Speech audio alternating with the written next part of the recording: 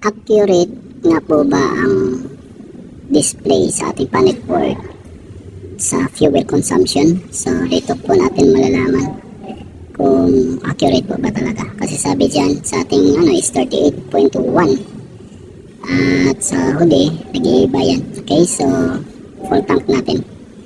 Minsan may mga panahon na tataas siya ng 38.5 or 38.6.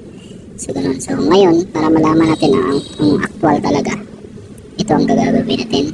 I-full tank natin yun. Full tank. Para malaman natin kung magkano nga ba ang magastos sa isang full tank. Okay, or sa ilan nga ba ang kilometers sa isang litro. Okay, so pinapuno pa talaga natin yan. Bukas ganun din ang level.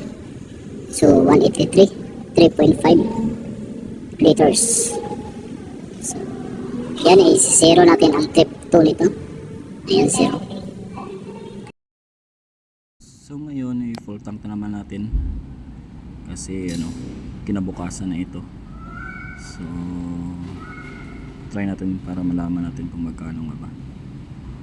Okay, so fast forward na lang po natin dito para mas mapaiksi ang video. At yun, 3.9. So kikwintahin natin 162.1 ang tinakbo natin sa buong araw. Okay, so ito kwintahin natin 162 divided by 3.9 equals 41.5. So not bad, not bad. Okay.